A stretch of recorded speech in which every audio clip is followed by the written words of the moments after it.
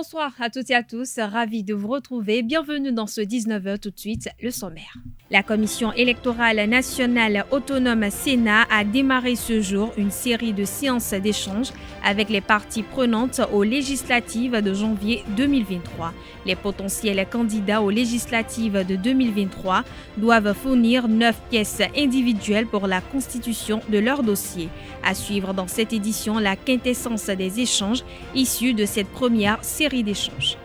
La Commission de la Communauté économique des États de l'Afrique de l'Ouest, CEDEAO, et l'Association de gestion des ports de l'Afrique de l'Ouest et Centre ont lancé officiellement ce lundi la formation sur le Code international pour la sûreté des navires et des installations portuaires. C'était au siège de l'Association de gestion des ports de l'Afrique de l'Ouest et Centre, en présence de plusieurs experts de la CEDEAO. Plus de détails dans ce 19h.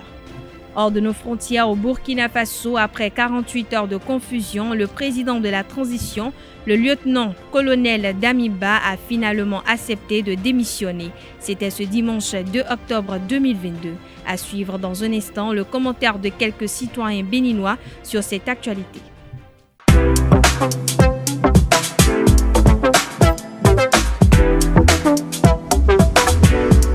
Moi, je suis à ESAE et toi? Moi, je suis en administration des finances à ESAE. Moi, je suis en diplomatie et relations internationales à ESAE. Moi, je suis en journalisme à ESAE. Émission ici, c'est ESAE. Moi, je suis en communication marketing à ESAE. Moi, je suis en droit à ESAE. Moi, je suis en gestion des ressources humaines à ESAE. Moi, je suis en gestion des marchés publics à ESAE. Moi, je suis en administration du travail et de la sécurité sociale à ESAE. Moi, je suis en sciences économiques à ESAE. Moi, je suis en banque finance à ESAE. Moi, je suis en administration générale à ESAE. Moi, je suis en audit et contrôle de gestion à ESAE. Moi, je suis en sciences juridiques à ESAE. Moi, je suis en administration générale et territoriale à ESAE. Moi, je suis en transport logistique à ESAE. Moi, je suis en gestion des projets à ESAE. Rejoignez-moi, c'est la meilleure université. Nous sommes à ESAE. Rejoignez-nous à ESAE, l'excellence à un an.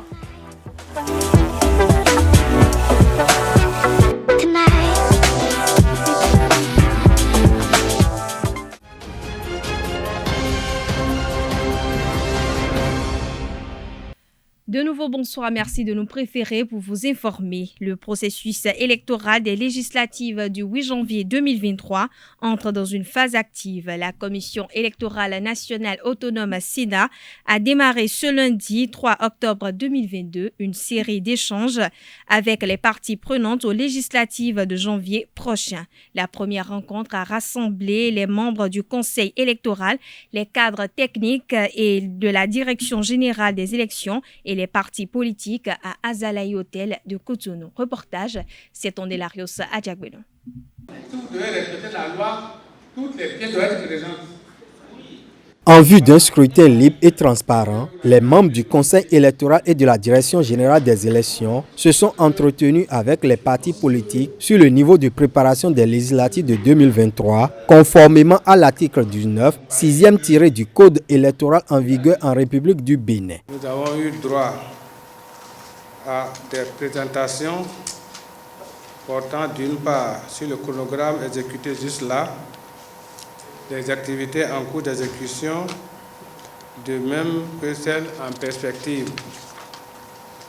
De l'autre, le processus de gestion des déclarations de candidature vous a été présenté. Enfin, on a eu droit à un exposé sur les rôles et responsabilités dans l'animation de la vie publique par les partis politiques.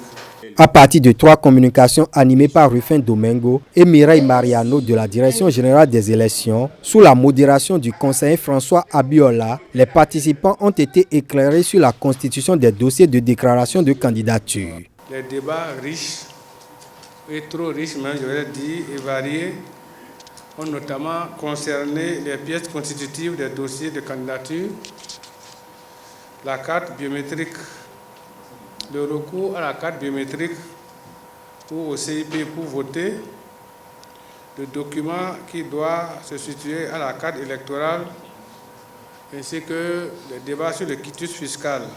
Il y a eu de larges explications sur le refus d'enregistrer des candidatures ou le rejet des dossiers de candidature. Les représentants des partis politiques sont mieux informés sur le processus des législatives du 8 janvier 2023 à l'issue de cette rencontre avec les membres de la Commission électorale nationale autonome Sénat. Je crois que c'est un chronogramme raisonnable. Et il y a pas mal de tâches qui ont été déjà exécutées par la Sénat. Et l'ensemble des partis politiques aussi est en train de travailler pour qu'on puisse arriver à des listes qui soient très bien pour être déposées. Aujourd'hui, nous avons toutes les informations pour toutes les étapes du processus.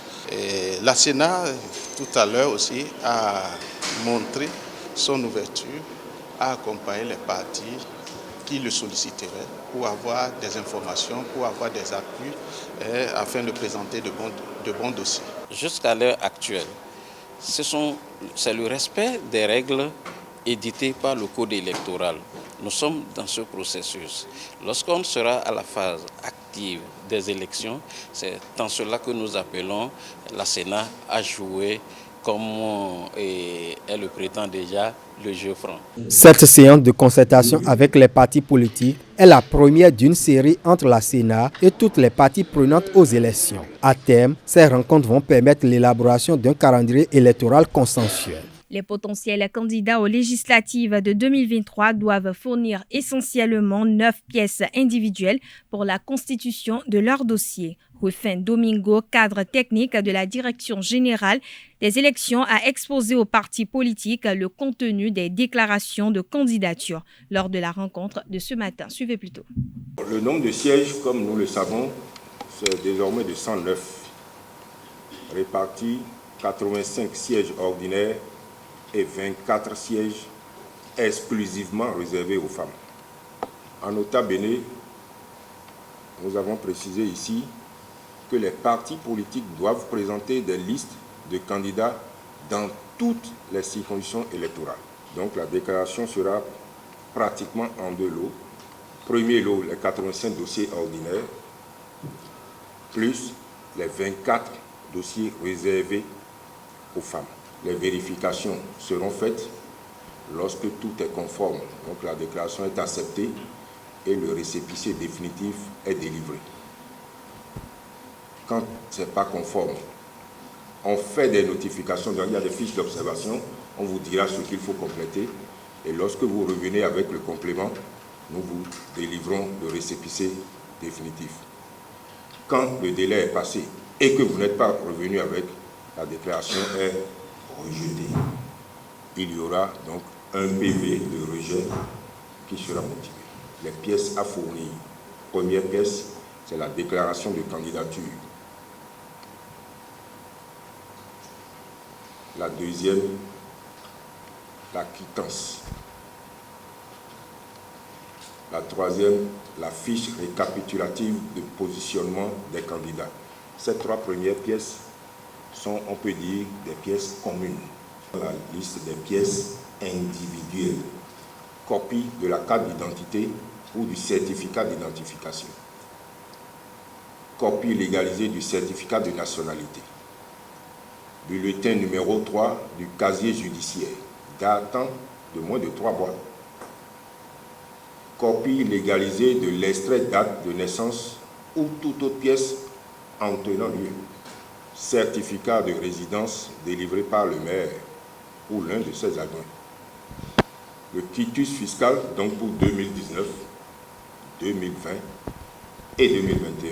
Attestation par laquelle le parti politique investit l'intéressé en qualité de candidat. Une déclaration sur l'honneur du ou de la candidate qui certifie qu'il ou elle ne se trouve dans aucun cas d'inéligibilité prévu par la loi. À défaut donc de signature de la déclaration par tous les candidats de la liste, une procuration dûment certifiée par l'autorité administrative devra être produite par les candidats n'ayant pas signé personnellement la déclaration. En vue d'aider les partis politiques qui en feront la demande, parce que ce n'est pas obligatoire, afin de les aider à mieux constituer leur déclaration, puisqu'il y a du volume. La Sénat souhaiterait ou envisage mettre à leur disposition une application qui leur permettra de faire quoi? Premièrement, de pouvoir enregistrer les candidats titulaires et suppléants par circonscription et par position. Ensuite, l'application leur permettra de détecter les candidats en doublon, le cas échéant.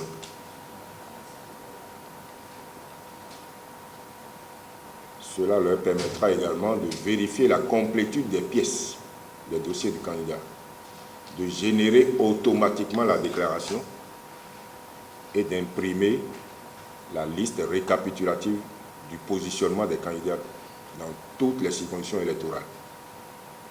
Et enfin, donc, de sécuriser leurs données. Pourquoi? Parce que tout ça se fait chez eux, à leur siège, pas à la Sénat.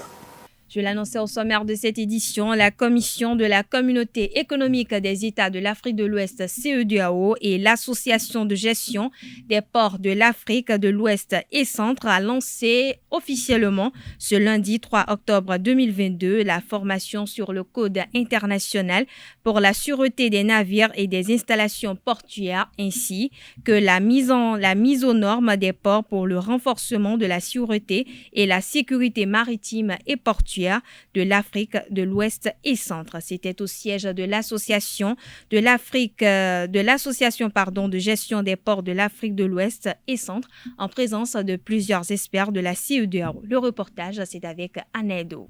Le Code international pour la sûreté des navires et des installations portuaires et la mise aux normes des ports pour le renforcement de la sûreté et de la sécurité maritime et portuaire en Afrique de l'Ouest, c'est le terme de la formation qui a réuni les experts des pays membres de la CEDEAO. Organisée par l'Association de gestion des ports de l'Afrique de l'Ouest et du Centre et la Commission de la CEDEAO, cette formation a plusieurs buts. Il sera non seulement question durant ce séjour-là d'apprendre ce qui est écrit dans les textes, mais aussi d'outiller les participants pour les bonnes pratiques de ces codes, afin d'aider les uns et les autres à participer à une lutte efficace contre l'insécurité sous toutes ses formes.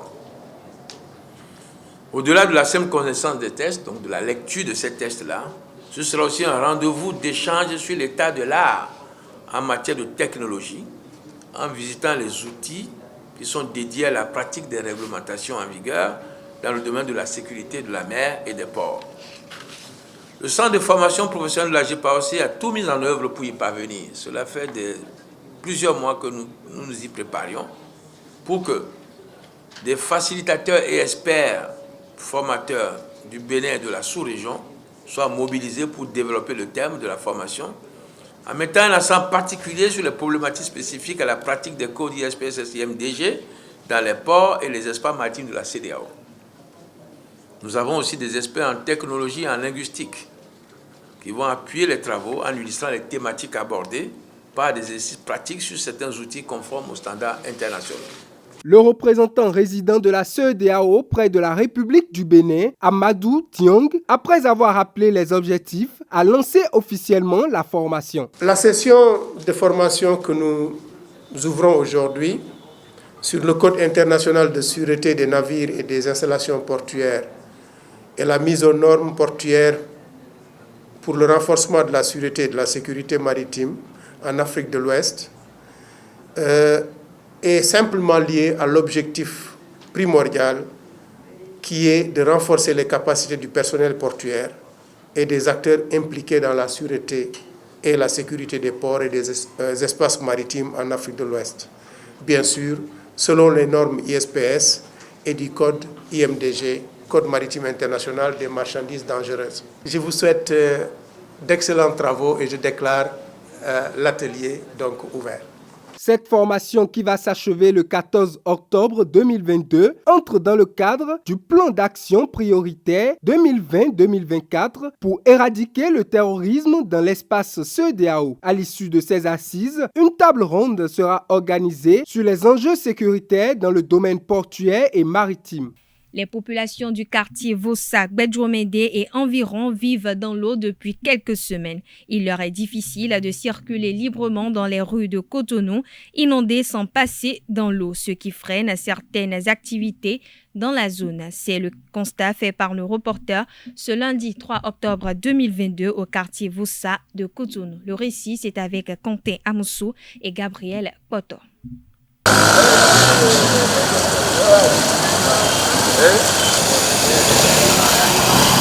Ici, au quartier Vossa de Cotonou, passants, conducteurs de taxi-moto subissent les dégâts de l'inondation. Des boutiques fermées, des écoles dans l'eau. Impossible d'emprunter la route Vossa depuis plus d'une semaine. Ce qui se passe ici, ce n'est pas ce qu'on disait. Bon, c'est depuis lundi passé qu'on a vu de l'eau. Ça s'approche un peu, bon, jusqu'à un niveau donné. Bon, on ne peut pas supporter. Ici, bon, c'est le restaurant La Création Divine et AS. Je travaille là, je suis le chef cuisinier là. Mais avec de l'eau, ce qui se passe, bon, nous sommes obligés de fermer. Même si vous rentrez au fond là-bas, il y a les gens, ils se sont déménagés, les petits, même si les petits élèves, ils tombent dans l'eau. Bon, vraiment, ce qui se passe ici, ce n'est pas ce qu'on disait. C'est très grave, c'est très grave.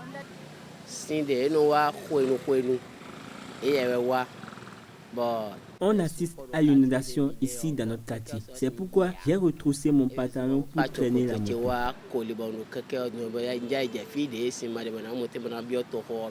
Le problème, c'est partout. Ce n'est pas seulement Vossa. À plus forte raison, ici, là où nous sommes, c'est Bédromédé. Voilà Vossa qui est encore devant. Et regardez Saint-Cécile, Akpakpa, Agla et tout cela. Les habitants du quartier Vossa et environ lancent des cris d'alerte aux autorités à divers niveaux. Si le gouvernement pouvait intervenir dans cette l'affaire, ce serait bien. Parce qu'on va payer le loyer, l'électricité, de l'eau, tout. Voici, c'est un atelier de la matelassier et il n'y a pas la vente. Ici aussi, il n'y a pas la vente. On ne sait pas quoi faire, mais on est dedans.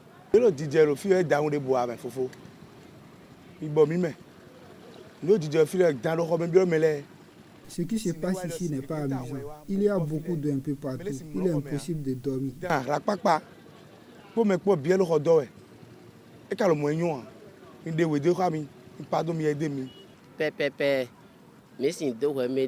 ne pouvons accuser personne en ce moment. Ça se passe chaque année et se produit dans tous les pays. J'invite les autorités à venir nous aider.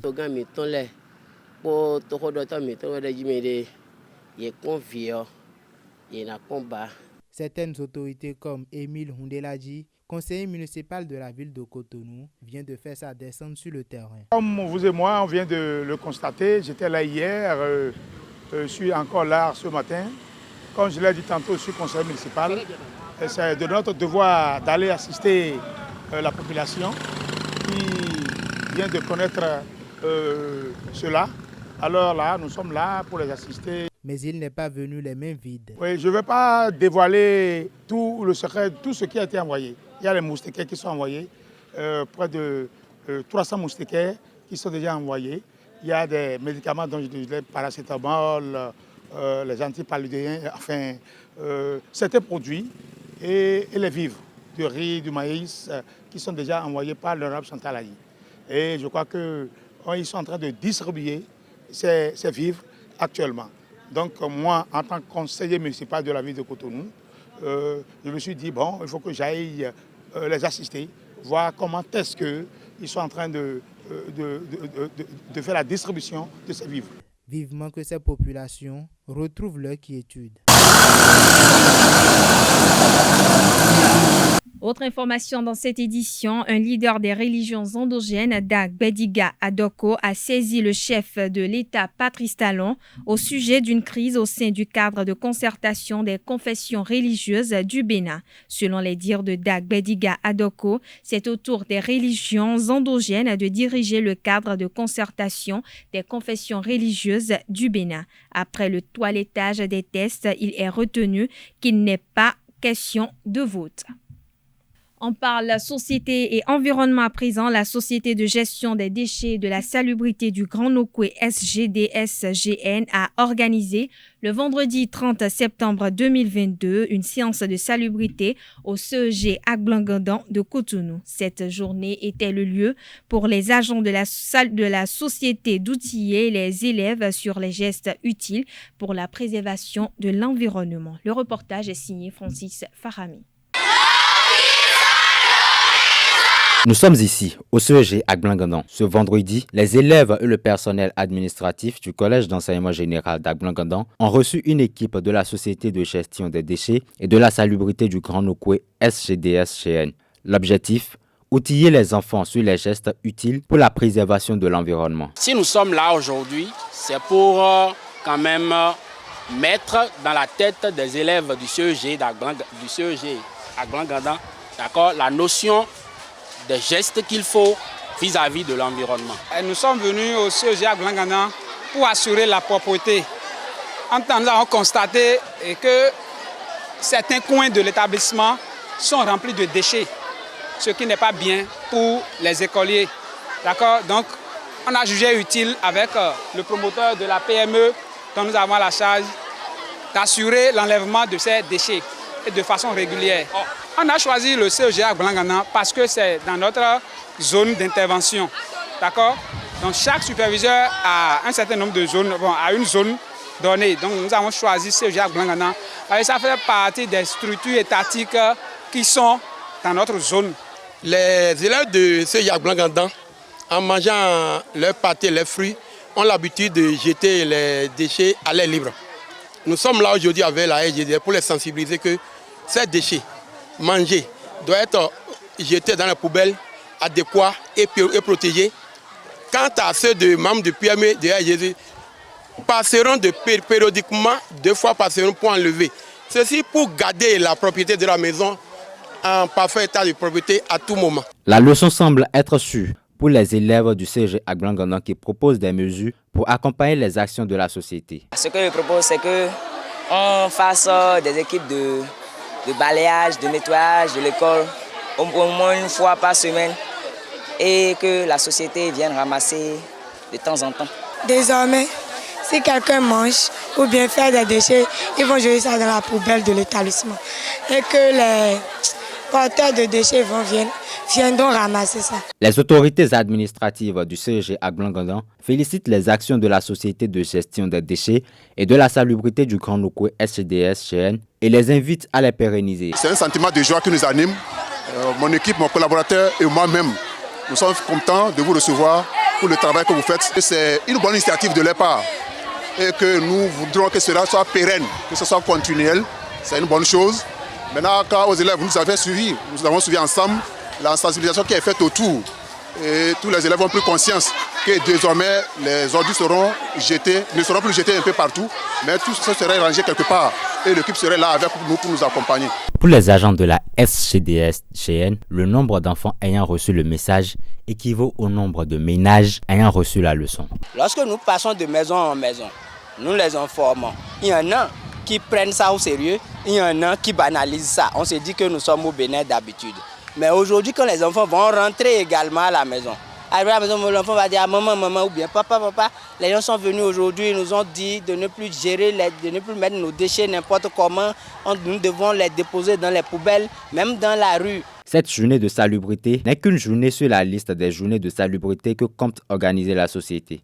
Les représentations françaises s'activent face à la montée du sentiment anti-français en Afrique de l'Ouest. Dans cette dynamique, l'ambassadeur de France près le Bénin s'est entretenu avec les journalistes béninois le vendredi 30 septembre dernier au Press Club Café Média Plus. Son Excellence Marc Vizy estime que l'intervention de la France dans l'enseignement secondaire du Bénin est significative. Suivons-le au micro de Carles Kitome et Ulrich Amé. Il y a plusieurs volets. On a d'abord un partenariat qui est entre le ministère de l'enseignement secondaire et l'Agence française de développement pour la construction d'un certain nombre de classes d'écoles dans des lycées, dans des collèges. Et ça, c'est un projet qui avance bien et qui est un projet d'infrastructure parce que le Bénin a de plus en plus d'élèves, de plus en plus d'étudiants et il y a besoin d'infrastructures. Et là, nous travaillons ensemble, la France et le Bénin, pour construire davantage de salles de classe. C'est plusieurs millions d'euros qui sont consacrés chaque année à ça et avec la formation, des programmes de formation des enseignants qui vont avec. Donc ça, c'est un premier volet qui, financièrement, est assez significatif. Nous avons un lycée français ici pour... Pardon, le lycée Montaigne, oui, tout à fait, qui accueille à peu près 1200 élèves. qui sont soit des élèves français, le plus souvent des élèves franco-béninois, et des élèves étrangers. Ce lycée a beaucoup de succès, il y a beaucoup de demandes pour aller dans ce lycée, et il est trop petit maintenant. Donc il en faut d'autres. Et il y a notamment le chef de l'État qui a l'intention de créer un deuxième lycée français en partenariat avec l'Agence française pour l'enseignement à l'étranger, qui va créer ce lycée. Et nous, on aide à la création de ce lycée pour pouvoir répondre à la demande. Ça, c'est un autre volet. A priori, oui, ce serait à peu près le même. Alors, il ne va pas être créé du jour au lendemain. Ça va monter en puissance, les niveaux les uns après les autres. La première rentrée, je ne sais pas si ce sera la prochaine ou celle d'après, il y aura peut-être l'école maternelle et primaire, et puis ensuite, progressivement, sur quelques années, on va aboutir à un lycée qui sera à peu près de la même dimension que le lycée Montaigne actuel. Alors, les lycées français, il y a plusieurs types de modèles de gestion. Il y a gestion purement française, ça c'est quelques lycées dans le monde, il n'y en a pas beaucoup, qui fonctionnent exactement comme un lycée qui serait en France. Il y a des lycées conventionnés, comme le lycée Montaigne, où tout ce qui est pédagogique, c'est le ministère de l'Éducation nationale, mais la gestion du lycée en elle-même, c'est l'association des parents d'élèves. Et puis, il y a encore des lycées qui sont beaucoup plus autonomes et qui ont simplement un agrément pédagogique de la France, et ce second lycée devrait plutôt relever de cette catégorie. La coopération entre la France et le Bénin dans l'enseignement n'exclut pas l'enseignement supérieur. Elle concerne des volets tels que les échanges de connaissances, les déplacements d'étudiants et de chercheurs. L'ambassadeur de France s'est étendu sur la question au micro de Carles Kitome et Ulrich Amegapoe. Ensuite, il y a des partenariats universitaires. C'est-à-dire qu'il y a des universités ou des centres de recherche français qui travaillent avec l'université d'Abomey-Calavi principalement, mais aussi de Parakou, sur des programmes. Par exemple, je pense au programme BioValor, qui est un programme financé aussi par l'AFD et qui associe plusieurs universités, des universités de l'Est de la France, des universités de Montpellier, avec l'université d'Abomey-Calavi pour former des étudiants, faire des recherches sur la valorisation des produits de l'agriculture béninoise. Donc il y a des projets universitaires, il y a des projets de recherche. Vous savez qu'il y a ici deux centres de recherche français, l'Institut de recherche pour le développement et le CIRAD, qui est un centre de recherche agricole, qui travaille avec les chercheurs béninois pour le CIRAD dans le domaine de l'agriculture, pour améliorer par exemple les cultures de coton, les cultures de palmiers, diverses cultures, et l'IRD travaille beaucoup sur la santé. Et là, il y a des étudiants béninois qui sont associés aussi à ces travaux de recherche. Et ce qui est très important, et c'est peut-être ça sur le sujet sur lequel vous m'attendez, c'est l'accueil d'étudiants béninois en France. Ce que nous souhaitons, c'est accueillir davantage chaque année d'étudiants étrangers en général, africains en particulier, et encore plus en particulier béninois en France. Et c'est le cas. Chaque année, on en accueille plus. Mais ce qui se produit aussi, c'est que depuis 3 ou 4 ans, il y a de plus en plus de demandes. Cette année, on pense qu'il y aura 10 000 demandes, à peu près. Au Burkina Faso, après 48 heures de confusion, le président de la transition, le lieutenant-colonel Damiba, destitué vendredi 30 septembre dernier par le capitaine Ibrahim Traoré, mais qui refusait d'abdiquer, a finalement accepté de démissionner le dimanche 2 octobre 2022.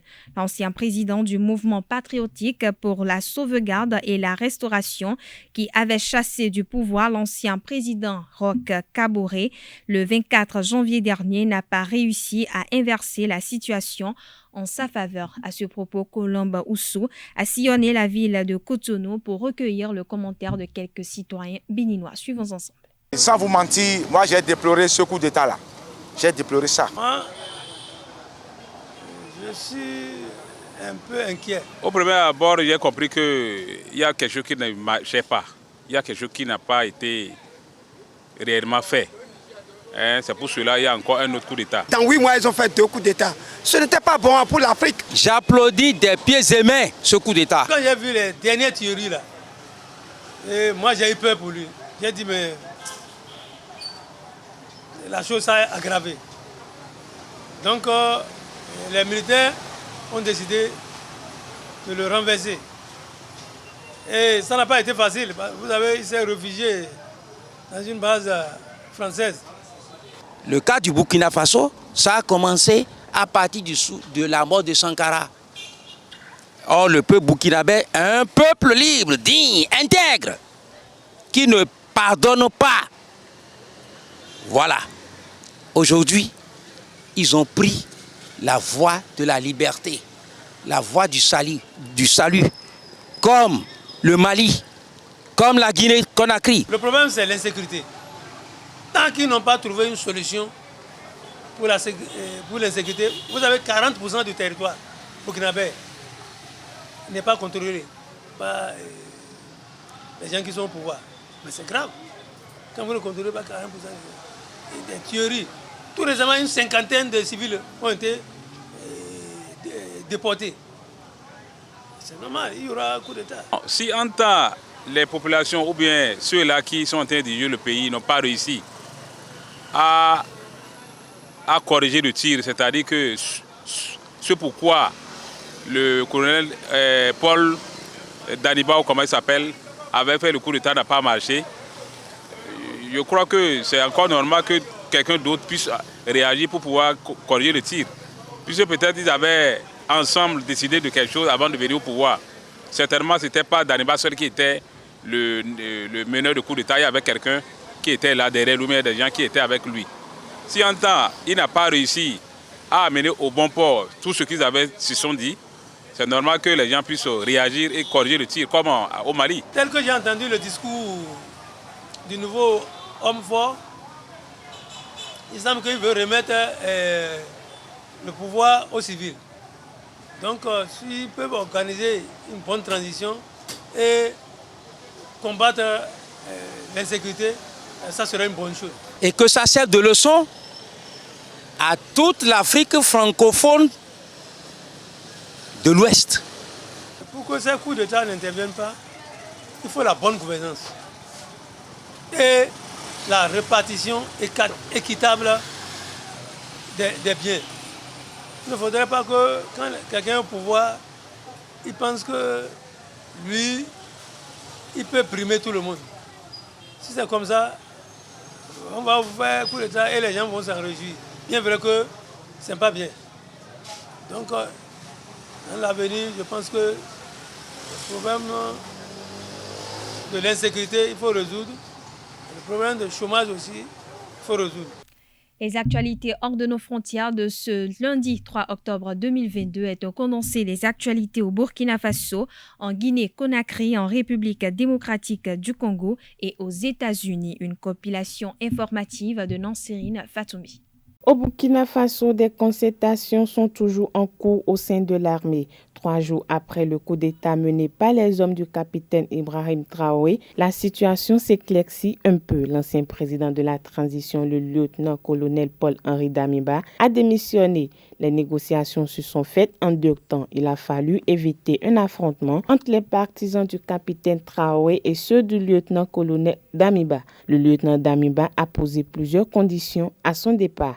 La poursuite des opérations militaires sur le terrain, la garantie de la sécurité et de la non-poursuite des soldats qui s'étaient engagés à ses côtés. En clair, le respect des échéances devant mener à un retour à l'ordre constitutionnel, la garantie de sa sécurité et de ses droits ainsi que ceux de ses collaborateurs. La Guinée-Conakry a célébré ce dimanche le 64e anniversaire de son accession à la souveraineté nationale. Dans une adresse à la nation, le président de la junte, le colonel Mamadi Doumbouya, a appelé ses concitoyens à l'union et à la fraternité. Il a invité la classe politique à saisir sa main tendue pour une Guinée réconciliée et unie, en réponse à l'appel du colonel Mamadi Doumbouya en faveur d'un dialogue entre la classe politique, les forces vives de la nation et son gouvernement. Certains leaders politiques adhèrent à cette idée, mais à une seule condition. En RDC, les violations des droits d'homme ont connu une augmentation de près de 17% au mois d'août. Le Bureau conjoint des Nations Unies aux droits de l'homme a enregistré 434 violations en atteinte aux droits de l'homme pour le mois d'août 2022 contre 371 au mois de juillet. Les principaux responsables de ces violations sont les agents de l'État, l'armée congolaise, mais aussi les groupes armés qui ont commis 65% de ces atteintes. Le Bureau a aussi fait le point sur les poursuites judiciaires. Des condamnations ont été prononcées à l'encontre d'au moins 5 militaires et un agent de la police nationale pour des violations des droits de l'homme en mois d'août. En Europe, le président américain Joe Biden a annoncé le samedi 1er octobre dernier la libération par le Venezuela de 7 prisonniers américains.